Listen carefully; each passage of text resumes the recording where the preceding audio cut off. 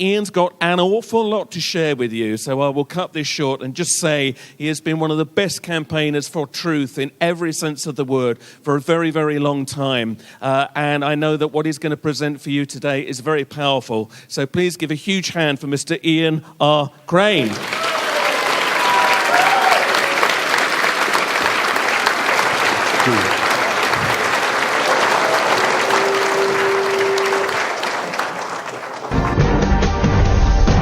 Breaking news on News Corp. The media conglomerate is shutting down its News of the World UK tabloid. At this hour, we really don't know just how far-reaching the scandal that rocked Rupert Murdoch's media empire will be.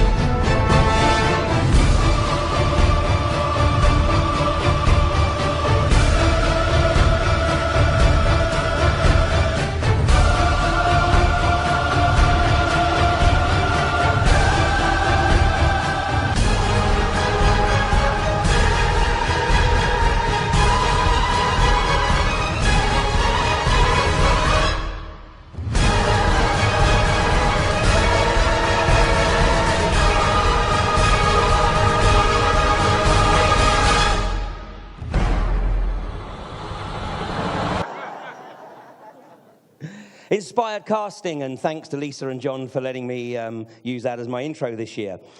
An inspired decision as well to shut down the News of the World in a heartbeat.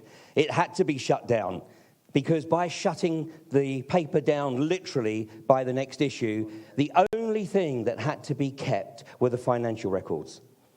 So from the moment that the paper was put to bed on Sunday, July 10th, everything else, the phones, the computers, any hard copy of anything would have been trashed.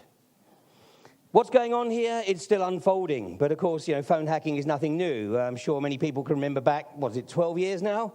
Prince Charles, Camilla Parker Bowles, and a tampon because of phone hacking. But all of a sudden, it's a big deal. And it's a big deal for exactly the same reason as the MP's expenses were a big deal 2 years ago. It's to keep other stuff off of the front pages. A distraction indeed. But nonetheless, what we're also seeing is and we're going to go through this presentation, we'll see that there is an increasing amount of evidence that there is a lot of infighting between the various factions of those who think they are the rightful rulers of the planet. And as already has been introduced, Sean Hoare, of course, paid the price, found dead in his apartment in North London on Monday of last week. July the 18th. It is believed that he died on July the 17th, 8 years to the day since the death of this guy. This guy died on July the 17th, was found on July the 18th. Sean Hoare died on July the 17th, found on July the 18th. I doubt there'll be any investigation or any hearing into Sean Hoare's death, but it wouldn't really matter anyway, would it? Because we all know the result. But we also all know the truth, and the two don't exactly correlate. Of course, we're also seeing these guys, and when I was watching Mick Hucknall give evidence in Parliament the other day, I actually turned the sound down because you can get a lot more sometimes from just watching the body language. And Mick was lying through his proverbial teeth. But there's a speaker who has been at the Glastonbury Symposium before who really picked up on what's going on here. And this was the headline in the Daily Mail a couple of days ago. The real scandal MPs ignore as the Murdoch grilling turns to farce. Bankers get $14 billion pound bonuses because they did exactly what they were asked to do. They got bonuses for the same reason anybody gets a bonus from their employer. They achieved all their goals and objectives, and these guys, of course, did it in spades. So they get the bonuses, but, we don't really want that on the front pages because people might get a little bit pissed off. So let's come up with something else. So this was a good day, obviously, to bury bad news. And, of course, we have the IMF warning of the meltdown. Well, the guy who picked that up was a previous speaker at the symposium here, Christopher Booker. And he said the euro now threatens the world with economic meltdown. Well, it's not just the euro, of course, it's the US dollar as well. because August the 2nd is crunch date in the US. They've already passed one debt ceiling at, $14.2 trillion. A new one was set for August the 2nd, and we're about to go through that. But Christopher absolutely nailed it here. He said, whilst Britain has seemingly been transfixed by Murdoch Gate, rolling down on us all like a tsunami, interesting choice of word, is a crisis so immeasurably greater that by comparison it makes the misdemeanors of a few journalists, policemen and politicians look quite irrelevant. And this was exactly the case with the MP's expenses 2 years ago. I mean, in the scheme of things, whilst I'm not condoning, obviously, the corruption, the reality was that that was a scandal that had been basically about 8 years in the making, because they had deliberately set the MPs up. They were encouraged to milk the expenses regime.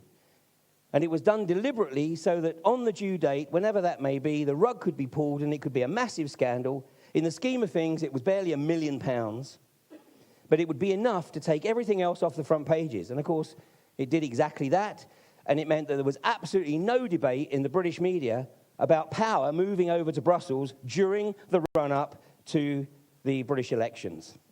Brilliant. But all this, as we're seeing, and as Andy has already acknowledged, it is interesting how every year there's a theme that runs through the symposium without any collusion between the speakers. And this year, of course, is absolutely no different. So the title that I had selected for this particular presentation is The Shift is About to Hit the Fan. And as you're going to see, the shift has already started to hit the fan in a big way, but it's going to speed up. And this is exactly what I presented on this stage 5 years ago, July 2006, in a presentation that I gave called Hidden Agenda 2012, where I said that in the last 24 months, prior to December 21st, 2012, we would see the geopolitical agenda speed up to the point where the vast majority of people would not be able to keep pace with it. And in the course of preparing this presentation, it's really been a question of what do I leave out? Because a few years ago, it was really pretty clear what I was going to talk about. There was one or two issues. But now, as you're going to see, there's a lot that I'm going to talk about. There's a lot I'm going to leave out. A year ago, I was talking about the BP Deepwater Horizon disaster. And my observation, based on my 20 years in the oil industry, working with a company called Schlumberger, that it was a contrived event. Now, that DVD of that presentation has been available on Amazon since September of last year. Amazon managed to bury it, so that even if you put Ian Crane, BP, into Amazon's own search engine, you couldn't find the DVD. It took me until February to eventually get Amazon to hook it into their search engine so that it could be found. Well, the reason it's been buried, of course, is because part of that presentation was that I actually identified the individual that was put on the rig to make it happen. And I explained how he was put on the rig, how he made it happen, and, basically, obviously, if I'm wrong, BP and the individual concerned should be suing me for libel. It wasn't either of these guys, by the way. Ronald Sepulvado was the very experienced BP company man that was moved from the rig on April the 16th, and he was replaced by this guy, Bob Kaluza, a very inexperienced BP company man. And in this presentation a year ago, I made the observation that BP had removed all photographs of the two company men on the rig at the time the well blew, Bob Kaluza and Donald Verdreen. And you cannot find anything about Bob Kaluza on the web. So, this should be your first clue. So BP are literally hoping that no attention is drawn to Bob Kaluza. Now, one of my fellow researchers in the US has set up a Facebook page trying to raise awareness of the significance of Bob Kaluza, but people in the Gulf Coast have got many, many other issues that they need to be focused on. And since the presentation a year ago, I came across a piece of video footage from the hearing in the Senate, which is prima facie evidence that the US is a corporatist state. And of course, corporatist state is another way of saying fascist state.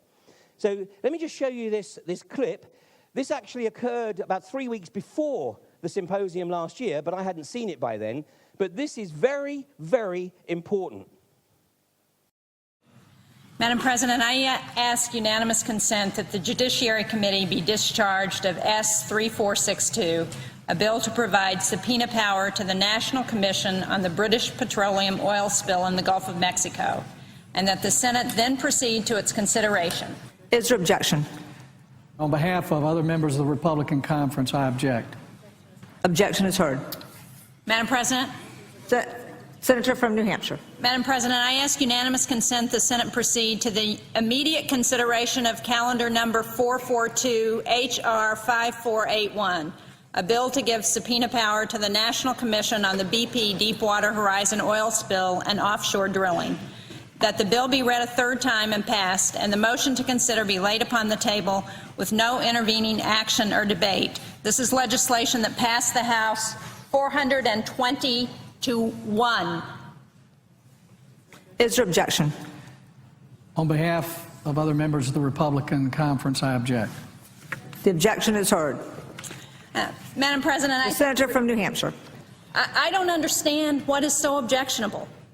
In the House, 169 Republicans voted in favor of giving the Presidential Commission subpoena power. They understand how important that is, because this commission begins their investigation in the next few weeks. This should not be a partisan issue. I don't understand why my colleagues on the other side of the aisle are turning this into a partisan issue. I find it unbelievable that after everything the people of the Gulf region have endured and that this entire country has witnessed for over 2 months now, that anyone is still standing with the oil company that caused this disaster instead of the victims who are suffering from it. I hope the American people understand that this is a clear contrast between who stands on your side and who stands on the side of special interests. How is it possible that members of this chamber find it difficult when the House of Representatives, in a near unanimous vote, could say that the subpoena powers necessary for the Commission to be able to get to the bottom of what happened could pass unanimously there, save for one vote, and yet cannot even proceed here? Cannot even proceed here. This isn't rocket science. It's common sense to most Americans. We need to fully learn the lessons of this disaster with a thorough investigation, not protect oil companies from having their negligence exposed. We need to get answers from BP and Transocean and Halliburton and everyone else, including the federal agencies, not give apologies to them, as I have seen Republicans suggest that we should apologize to BP for making sure that the residents of the Gulf region are held whole.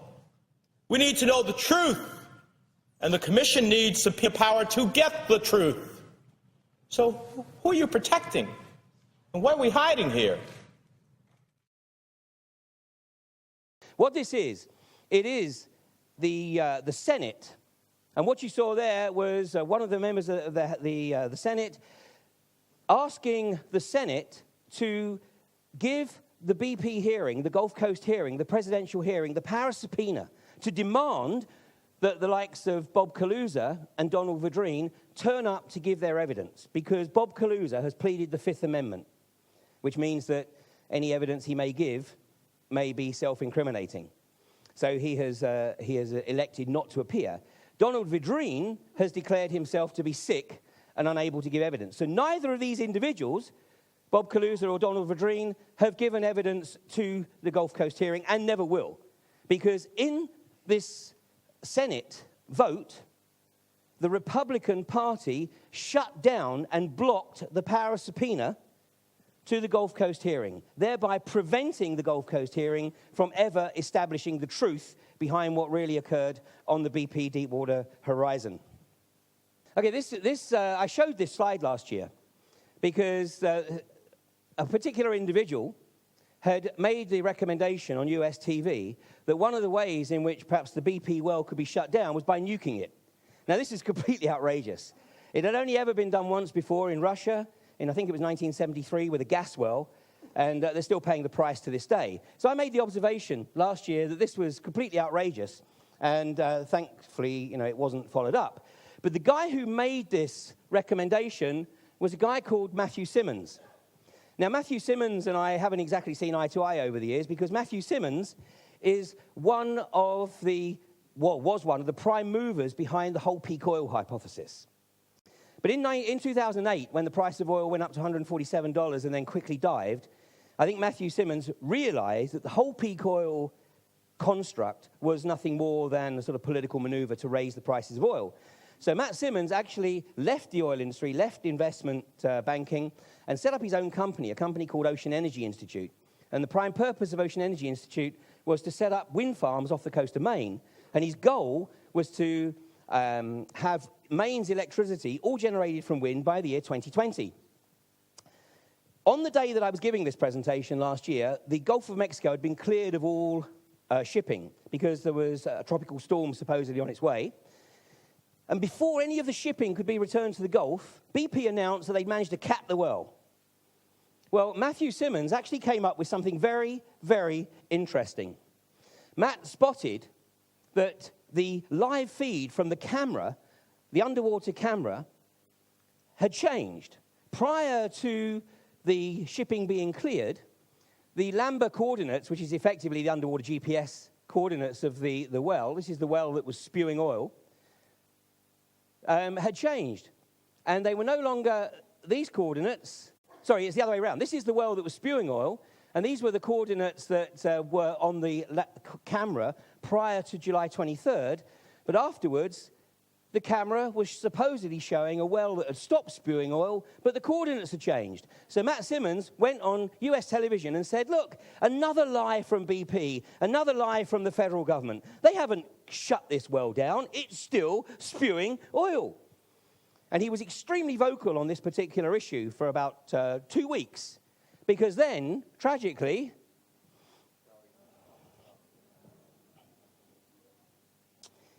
he was in his hot tub, 67 years of age, no history of ill health, and he was sitting in his hot tub in Maine, and he was found by his family, and he supposedly had a heart attack. So consequently, one of the most vociferous critics of BP and the federal government in the US with an oil industry background was no longer a problem.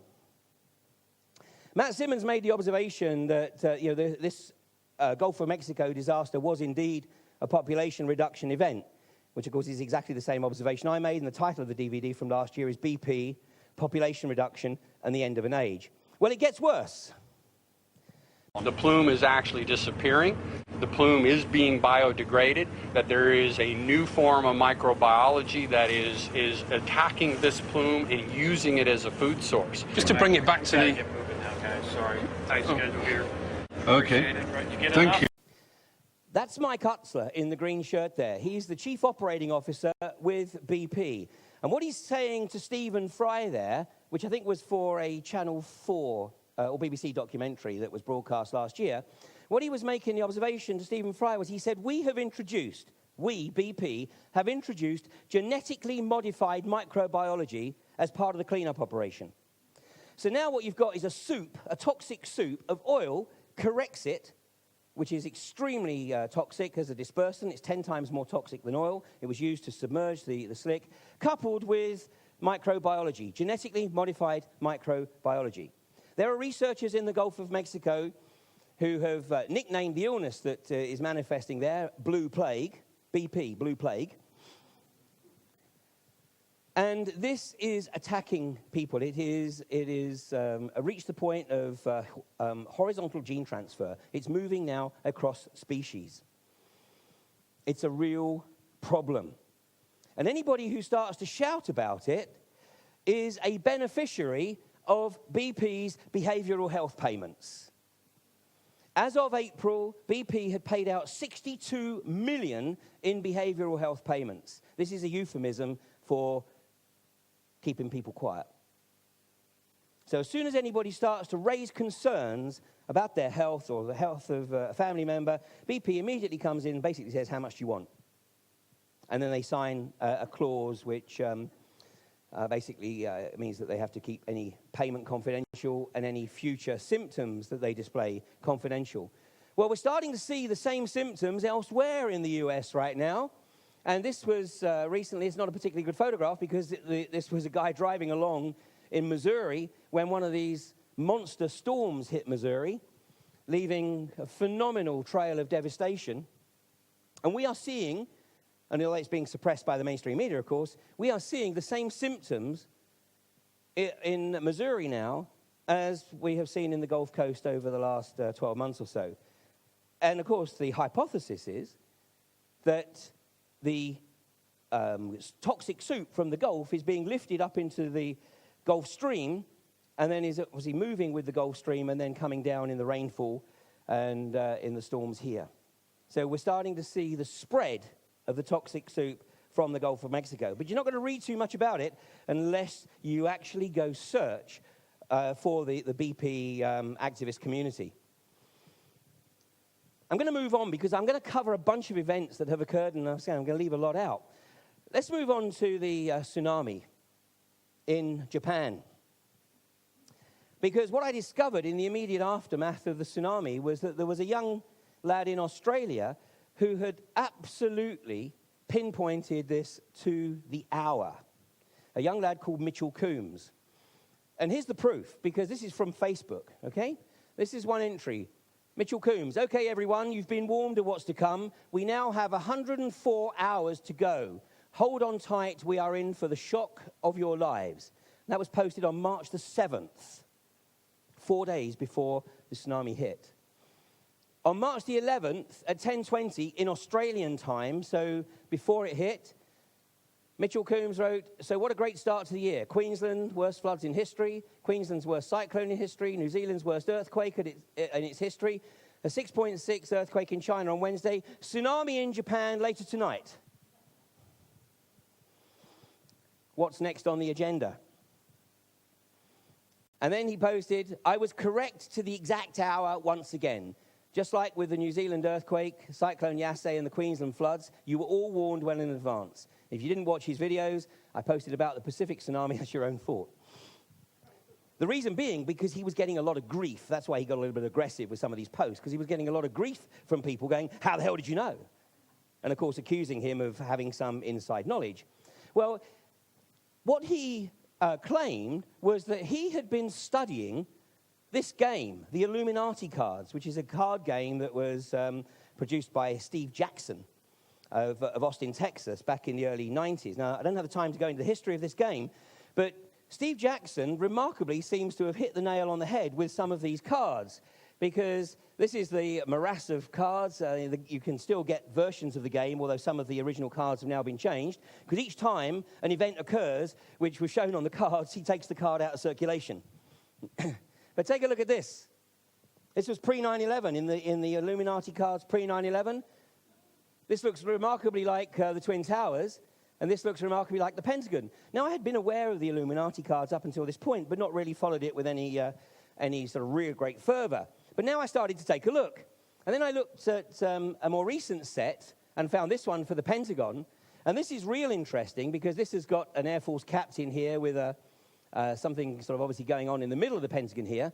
Well, a year before 9/11, there was an exercise, and the exercise was based on a plane crashing into the courtyard of the Pentagon. And that was on October the 24th to 26th, 2007. The scriptwriter for this particular exercise was a US pilot. He was working with American Airlines. And prior to that, he'd been in the US Air Force. I think he was a fighter pilot. But because of his military background, he was used by the Pentagon from time to time as a consultant to write these exercises. This pilot's name was Chuck Burlingame, and he was the pilot of Flight 77, allegedly, that flew into the Pentagon 1 year later. His daughter never believed it, by the way, but she died under mysterious circumstances in a fire in 2006. The cards, this is one of the cards from the original set, the oil spill. That's a photograph that a friend of mine sent me from the Gulf Coast. And the flesh-eating bacteria. Well, we've known of Vibrio vulnificus, which was certainly causing some problems back in September and October of last year. Fortunately, the problems seem to have dissipated somewhat, but nonetheless, we had a problem with flesh-eating bacteria in the Gulf Coast. Hopefully, it's not going to get worse now that we've got genetically modified microbiology in the Gulf with it. But let's take a look at what Mitchell Coombs was looking at, because he saw these cards: the early warning, the earthquake projector, otherwise known as HARP, the tidal wave, and then with a nuclear accident, and a combined disasters card. And the combined disasters card. And it was the combined disasters card that Mitchell Coombs claimed gave him the unique insight into the coming tsunami and where it was going to attack. Because this particular clock face here, and look at the clock, there it is, and look at when it's set to. It looks like it's set to 11:11, interestingly enough. But Mitchell said he took that to read 3:11. He took that to read 3:11. Well, that is the Waco clock tower in Tokyo. And that's what Mitchell claimed gave him the insight to be comfortable to predict the coming tsunami. But the tsunami, of course, was only a part of it, because as you saw in the combined disasters card, it covers the nuclear accident. So we have the earthquake, tidal wave, nuclear accident. And then from some research by a gentleman by the name of Jim Stone, we have to question the veracity of the story that we've been told about the nuclear reactor. And I understand that somebody actually mentioned this in the forum last night.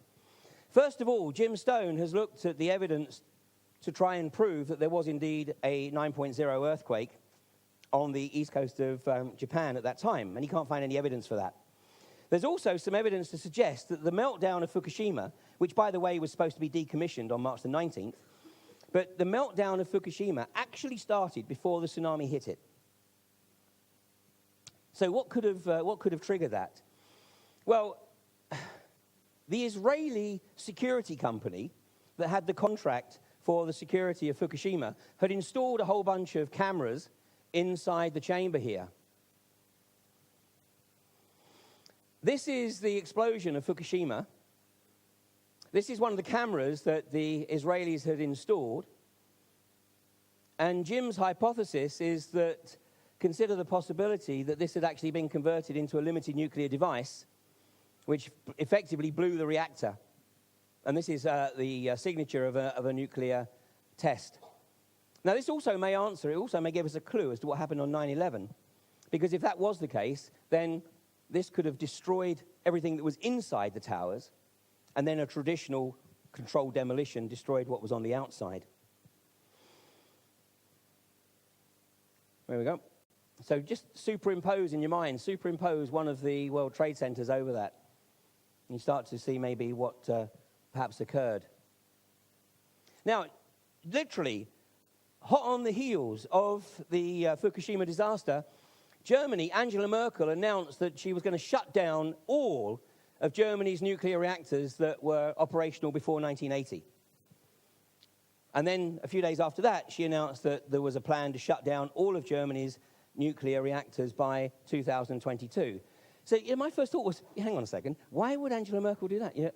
Surely Germany isn't likely to be susceptible to a tsunami. Well, here we go. To phase out nuclear power by 2022. Well, this guy, Andreas von Bülow, who was the Minister of Defense for Germany at the time of 9/11, was a very, very astute individual. And there's no question Germany has some very, very astute people within their intelligence community. And von Bülow, in the aftermath of 9/11, grounded all of the Lufthansa Boeing fleet. And they stripped out all of the computing technology, hardware and software, that had been installed by Boeing.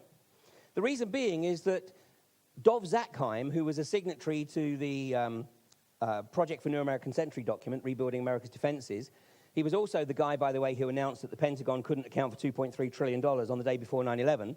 He was also very closely associated with a company called Systems Planning Corps, which developed the hardware and software enabling the remote control of aircraft. So consider the possibility that von Bülow considered that maybe the planes on 9/11 had been remotely hijacked and that technology could have possibly been installed in Lufthansa's Boeing fleet, and that's why they grounded the Boeing fleet. So we know that within the German intelligence community, there are some very, very astute watchers of the geopolitical agenda. This is a map of Germany's nuclear facilities. And as you can see here, I mean, they're nowhere, apart from these, they're nowhere really near the coast. So it wasn't going to be a tsunami that was the concern. So what were the German intelligence community concerned about? Well, take a look at this. Exactly 1 year before the March the 11th tsunami, nuclear explosion, the Ministry of Foreign Affairs of Japan issued a statement. And basically, the Ministry of Foreign Affairs on the decision of the government of Israel regarding the construction of housing units and settlements in the West Bank says the government of Japan deplores the decisions of the government of Israel to give permission for the construction of 1,600 housing units in East Jerusalem. Strike one. Strike two. Strike two. This was the vote in the UN regarding the Israeli settlements on Palestinian territory. Both Japan and Germany voted against Israel in this vote. And this is the first time, and this was on February the 18th of this year, this is the first time that Germany has ever voted against Israel in the United Nations. So this was certainly a landmark vote, and certainly the Israeli ambassador to Germany obviously tried to read Angela Merkel the Riot Act over it. Germany and Japan voting against Israel. A few days later, it was announced in the media that Japan had offered to enrich uranium for Iran. This was strike three. Strike three. So let's consider the possibility that what actually took down Fukushima was the Stuxnet virus, a virus developed by the CIA/Mossad, specifically to target the Siemens controllers of Iran's nuclear reactors. The reason that Angela Merkel announced that they were immediately shutting down all pre-1980 reactors was because they had the same controllers as the Iranian reactors. So somebody within the German intelligence community was obviously concerned that because of their vote and because of their track record along with Japan, that they may also be a target for the Stuxnet virus. Then, of course, having shut that one down, a few days later, we have the E.coli outbreak, which is supposedly caused by organic cucumbers. Had to be organic, because we've got to shut down the organic market so that we can bring in genetically modified foods. And, of course, Germany is actually one of the prime supporters of retaining organic farming and keeping GM products out of Europe. So once they dismissed the idea that it was cucumbers, then, of course, we went on to bean sprouts. Again, it was organic bean sprouts. But then, of course, it was discovered by the Koch Research Center in Germany that this E. coli was basically resistant to every known form of antibiotic. This could not have occurred naturally. It was indeed a bioengineered weapon. Coupled with which, of course, it also served the purpose to demonize organic food. Monsanto, of course, is a Zionist entity. It's owned by the Monsanto family, arch-Zionists. Always 9/11. We see in the paper today. And, of course, what would he see? It's an Al-Qaeda massacre. Just like on 9/11, we see immediately that within literally 10 minutes of the planes going into the towers, it's Al-Qaeda. And we see this again today. And, of course, it's a real tragedy because, apart from the fact that, fortunately, it was a holiday, I gather, in Norway, so there weren't as many people in the offices as there might have been. But this was, of course, only part of the issue because what we have here is the gunman on an island. And, of course, this is what is quite remarkable. It's the rampage of the blue-eyed assassin. Well, he wasn't only blue-eyed. He was blue-eyed and blonde, apparently. So we've got a blue-eyed, blonde assassin. Now, I've lived and worked in the Middle East, and I can't remember meeting too many blue-eyed, blonde people in the Middle East. So the question being asked in The Sun, why Norway? Well, that's a very good question indeed. You know, so we start off, Norway has long feared an attack by Muslim hardliners. So let's get getting it out there. It's Muslims, it's Muslims, it's Muslims. But, you know, maybe there's another reason here. Maybe it's another reason. Norway has endorsed the Palestinian statehood, just like Japan and Germany. Norway has stated that it will withdraw from the Libyan expedition, another illegal war, of course, by August the 1st. And Norway has also withdrawn investment funding from a number of Israeli firms connected with the development of West Bank settlements. Strike one, strike two, strike three. So I haven't really had too long, obviously, to research this, but I did a little bit of a web search and I looked for blonde, blue-eyed Al-Qaeda. Blonde, blue-eyed Al-Qaeda. Well, I was shocked. I thought, oh, I'm not going to find anything on that. But no, I found a whole bunch of stuff on it.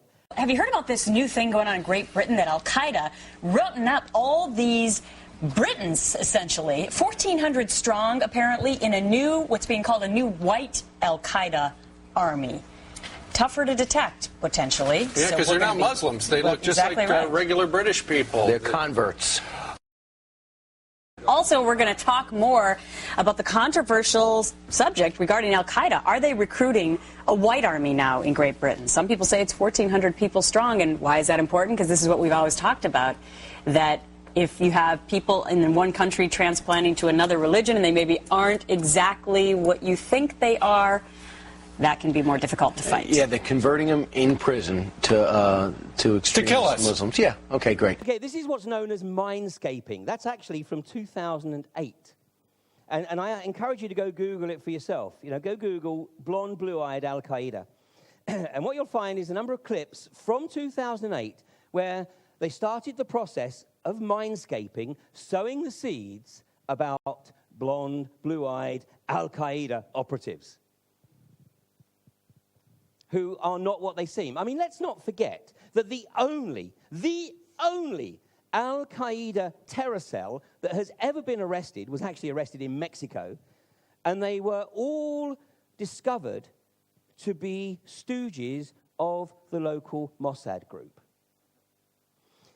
On September the 10th, 2001, this appeared in the Washington Post. Mossad are ruthless and cunning, having the capability to target US forces and make it look like a Palestinian Arab act. Who said that? Well, it was an extract from the report issued by the US Army School of Advanced Military Studies. And that was posted in the Washington Times, not the Washington Post, Washington Times on September the 10th, 2001. And of course, the Israeli government and the Zionists behind the Israeli government have concocted a brilliant scam for shutting down any debate on these issues. And let's just take a look at what Shulamit Aloni had to say. She's a former Israeli minister. Often when there is dissent expressed in the United States against policies of the Israeli government, people here are called anti-Semitic. What is your response to that as an Israeli Jew? Well, it's a trick. We always use it. When from Europe somebody is criticizing Israel, then we bring up the Holocaust. When in this country people are criticizing Israel, then they are anti-Semitic. And the organization is strong and has a lot of money, and the ties between Israel and the American Jewish establishment are very strong, and they are strong in this country. As you know, they have power, which it's okay. They are talented people, and they have power, money, and media, and other things. And their attitude is Israel, my country, right or wrong, the identification.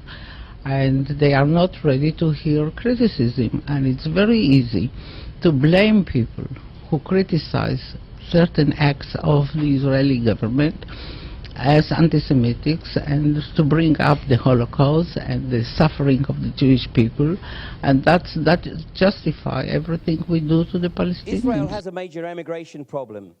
Many Israelis are really disturbed by the Zionist agenda. and by the inhumane treatment of the Palestinians. If you want to read more on that subject, there's a book written by a Jewish historian. He works at Exeter University. His name is Ilan Pappé, and the book is called The Ethnic Cleansing of Palestine. Only a Jewish historian could have written that book. He's, of course, vilified by the Israeli government. The organization that she was referring to, of course, is the Anti-Defamation League and AIPAC, the America-Israel Public Affairs Committee in the US, who are incredibly powerful. I spoke at a deep geopolitics event in California last year. I was vilified by the organizers because I discussed the issue of Zionism, of dual passport holders in the American administration, and obviously the treasonous behavior of certain individuals in the American administration. And they were pretty upset that I broached these subjects. And I said, well, every other speaker has discussed the symptoms. I'm trying to get to the root cause. Let's take a look at Tripoli, onwards to Tripoli. Well, I'm not going to spend too much time on this, but it's not going well, funnily enough. You know, Gaddafi had a long time to prepare for the attack, which I'm sure he believed was inevitable for many, many years, just as Iran has now. And it's not going well in the US. In fact, Obama has decreed that because it's only an air assault, it's not really war. Well, they didn't say that in 1941 when the Japanese came into Pearl Harbor, of course. But, you know, we're going to look at a few things that have occurred in the media to try and wipe these things from the front pages. And Obama, a little while ago, thought he'd nailed it on the head and could get the Libyan expedition off the front pages by releasing his birth certificate, which, of course, it took about 3.5 nanoseconds from anybody who has used Photoshop to establish that this was actually a forgery. It was in 9 layers. So this having not gone well for Obama, because it wasn't going to go away, he'd only exacerbated the problem. So now they needed something even more dramatic and outrageous to get the birth certificate issue off the front pages. And, of course, they came up with Osama Bin Laden, who they decided to kill for at least a 3rd time. I mean, pretty much everybody in the US administration of George Bush believed that Osama Bin Laden was dead before the end of 2001. And then, of course, Benazir Bhutto let slip in an interview with David Frost in 2007, 2009, I can't remember, where she let slip that Osama Bin Laden had actually been murdered by Mohammed Sheikh Khaled. And, of course, 7 weeks later, she herself was assassinated, maybe because she had revealed an inner secret. Anyway, I have come across the real footage of what actually occurred with Osama Bin Laden, and so hopefully this actually puts all conspiracies to rest. Roger that. Rocket Geronimo is acquired. Over. Copy that. Yes, current location is 469. Holy shit! Stand by. Oh my God.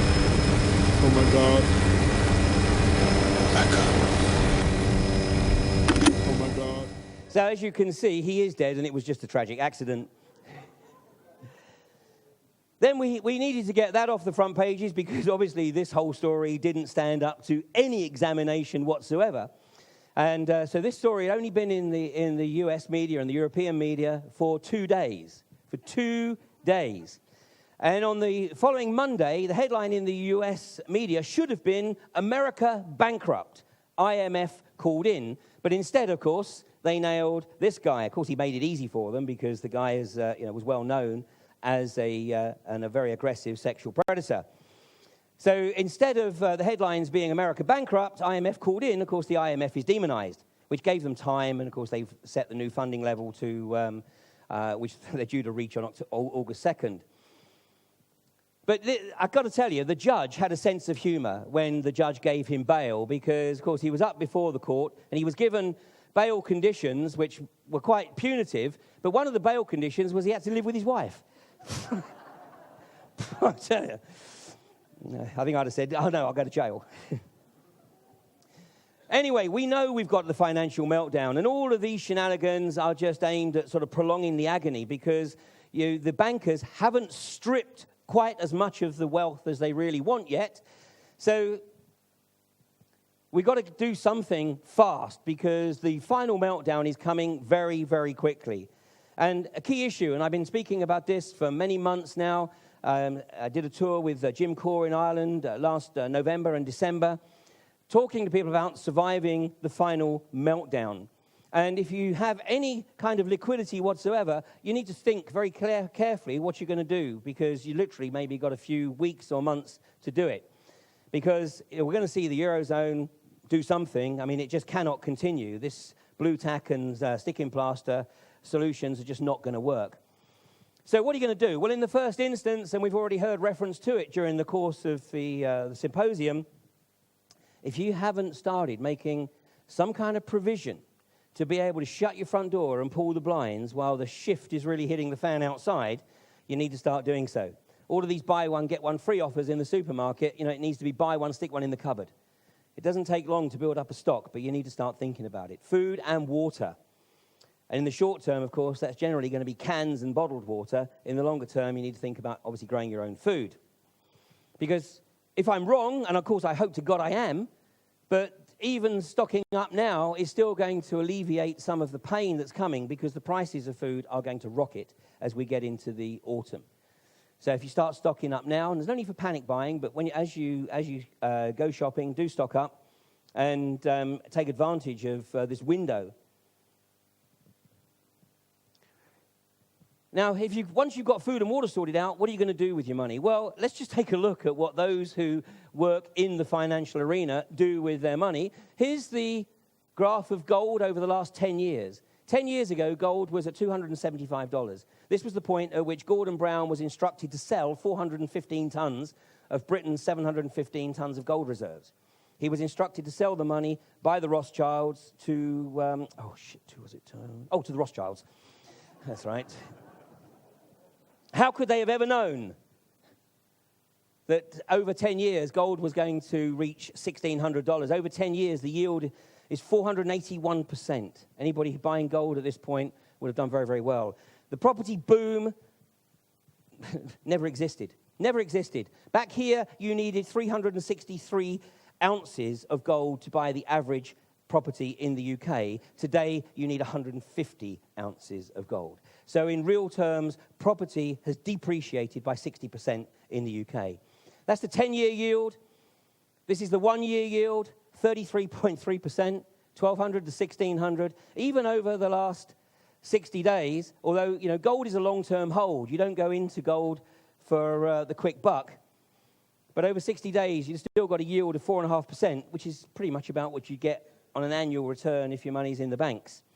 But, the establishment don't want people to know about gold. In fact, they'll do anything to tell you that you shouldn't go anywhere near gold. Let me show you a short clip from Ron Paul grilling Ben Bernanke. But very quickly, if you could answer another question, because I'm curious about this. The price of gold today is $1,580. The dollar during these last 3 years was devalued almost 50%. When you wake up in the morning, do you care about the price of gold? Well, I pay attention to the price of gold, but I think it reflects a lot of things. It reflects global uncertainties. I think the reason people hold gold is as a protection against what we call tail risk, really, really bad outcomes. And to the extent that the last few years have made people more worried about the potential of a major crisis, then they have gold as a protection. Do you think gold is money? No. It's not money. Even if it had been money for 6,000 years, somebody reversed that and eliminated that economic law. Well, it's an asset. I mean, it's the same. Would you say Treasury bills are money? I don't think they're money either, but they're a financial asset. Why do central banks hold it? Well, it's a form of reserves. Why don't they hold diamonds? Well, it's tradition, long-term tradition.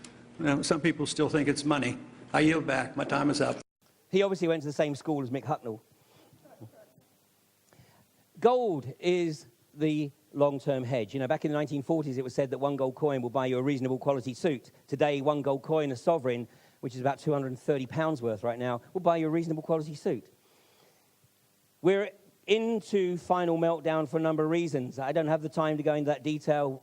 It's all covered in my final meltdown DVD. But I'm going to show you a very short clip from an Irishman who sums up in about 2.5 minutes what most of us will take a little longer to explain. I'm Jason Calabrese with the Financial News, and today we're talking to a real Irishman and someone in the money business about what's going on in Ireland with the Celtic Tiger and the banks are hurting so much, the downfall. What's the story here? Do you really want to know? I'd love to know. But I'll tell you, it's like what has happened all over the Western world for the last 20 or 30 years. Greed, greed, and more fucking greed, and cheap money. And in Ireland, it's a tragedy what happened to the tiger. We have, I'd say, 4 causes. We had a stupid fucking government. We had a regulator that was asleep at the wheel. We had very deceitful and conniving and corrupt developers. And of course, above all, wanking fucking bankers. Wanking bankers. We had these arseholes that for the last 20, 30 years are getting these massive bonuses, these employees and directors of banks, on the misfortune of the working class, and getting these huge bonuses and salaries. But, you know, if you and all these arseholes should be thrown in jail and the keys thrown away for the rest of their life. And you know, sir, if you went in and you're unemployed and you wanted to take a loaf of bread out of a store or a supermarket to feed your family, guess what? You'll be up in court for it. These assholes are living all over the world now on the backs of the misfortunate working people. And who's going to pay for all this? We've mortgaged the next generation or two. Who's going to pay for it? The working man. We got the labourer, the small farmer, the fisherman, the nurse, the teacher, the policeman, the fireman, the plumber, the carpenter. Fuck's sake, man, this is a joke. So I'm sensing a wee bit of discontent? You are indeed, sir. And by the way, let's not be too cocky in this part of the world, North America either. All these debts that people have accumulated over the last 30 years. Hey, everybody gets their day in the sunshine. And you know, speaking of the Celtic tiger and all that you mentioned, you know that Michael Flatley is really from Chicago. Well, that's another story. Fuck off!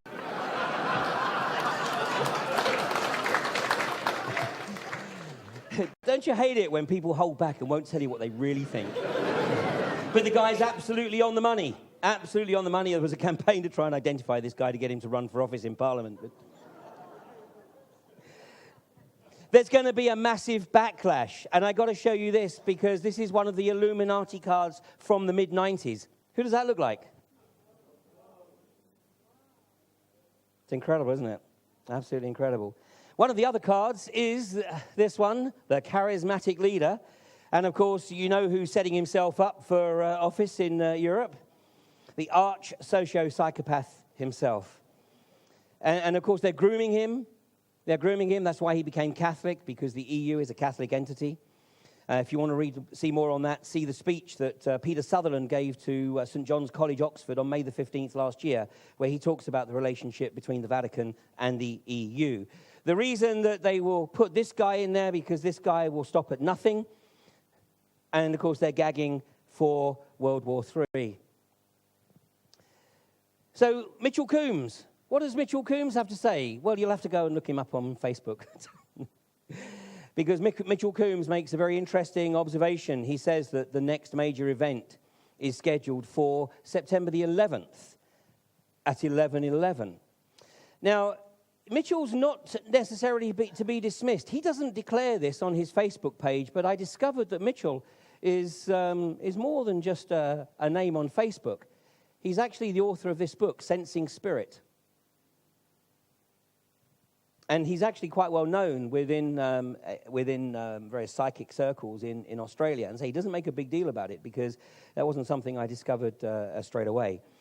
Now, what we've heard that events are speeding up at a phenomenal rate of knots, and even some of the events that I've discussed here today, I mean, probably for a lot of people, you know, they're long gone, they're history. Other things have taken over.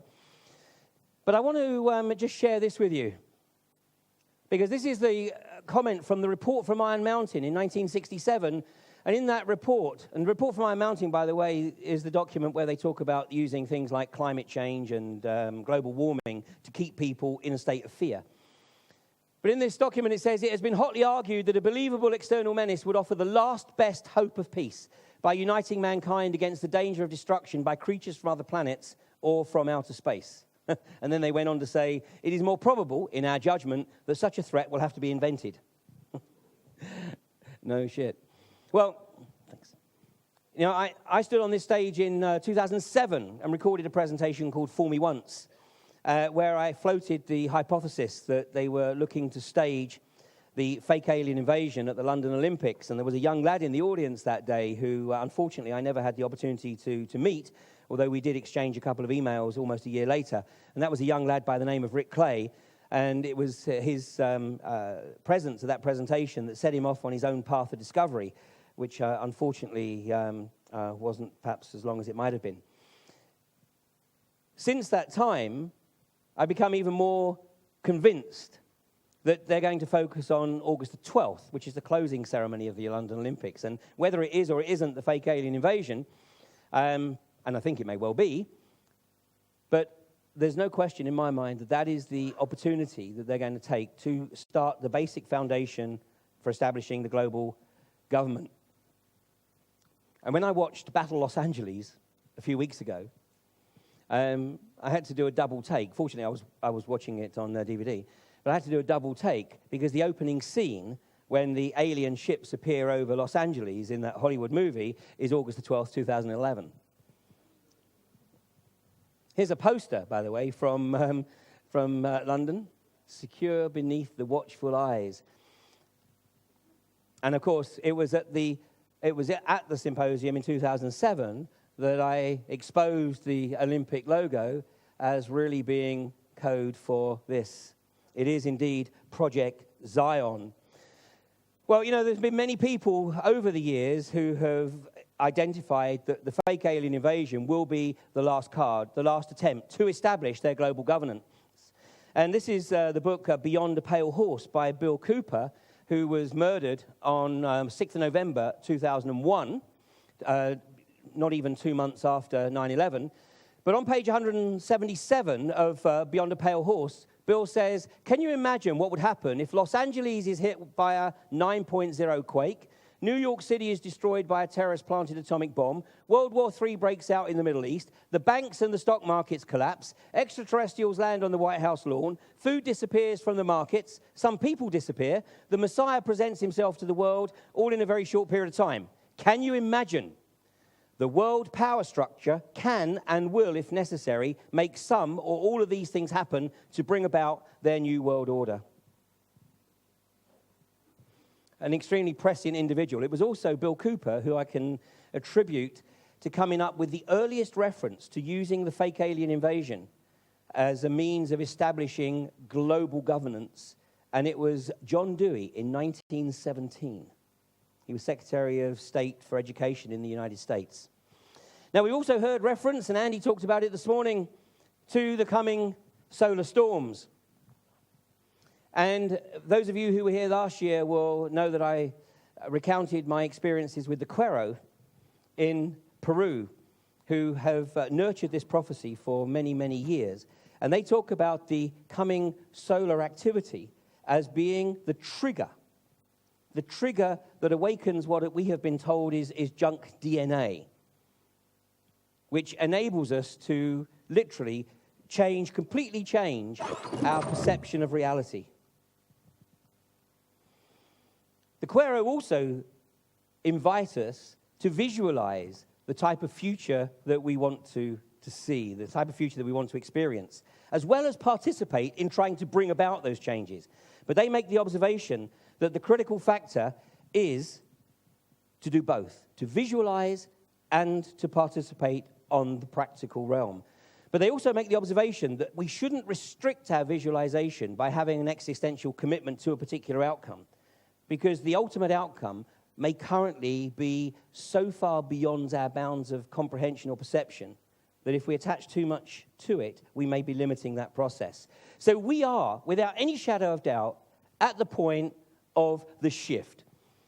Everything that's occurring right now is not sustainable. It doesn't matter how you look at the world, whether it's energy, whether it's finance, whether it's government, nothing is sustainable.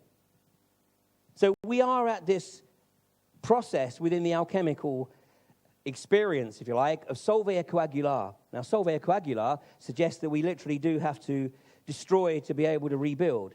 And I think that whether or not everything has to be destroyed depends on how quickly people actually wake up to it. And what's occurring with the accelerated agenda may actually be working in our favor. Even the Murdoch scam has actually started to get people who previously weren't looking at this stuff to go, hang on a goddamn second, what's going on here? Rudolf Steiner, nearly 100 years ago, he who would create the new must be able to endure the passing of the old in full tranquility.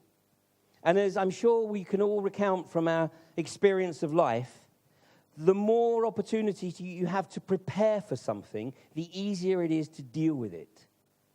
If you don't make any kind of effort to prepare for whatever it is that's coming, then obviously the shock may be absolutely enormous and actually may ultimately lead to people having corollaries. And of course, the other factor is that we know that people, all the people amongst your friends and your family and your work colleagues who you've been trying to broach these subjects to for the past X number of years, when the shift really does hit the fan, of course, they're going to go, well, why didn't you tell us? We can say, why weren't you listening? Listen, the reality is, anybody who tells you they know what's coming is most likely delusional or right in the script. The reality is that we have literally got to get ourselves into the space where we can be comfortable about dealing with everything. These guys are going to try and create fear. That's the purpose, their agenda, to create fear. Iceland has done an amazing job in trying to eradicate fear by making statements such as that nobody will lose their home because of the country's economic meltdown. We haven't heard anyone else say that, have we? So, there are ways and means, but ultimately what it means is that we are going to need an absolute paradigm shift in pretty much every facet of our lives, of our thinking, and of course, the way in which we actually contribute to this. So I saw this a few days ago, and I thought that this is very apt. And I am often asked the question, Ian, where are you going to be on December the 21st, 2012? And I have a very simple response, because I don't believe it's going to matter a damn where you are. What is going to matter is who you are. Thanks very much.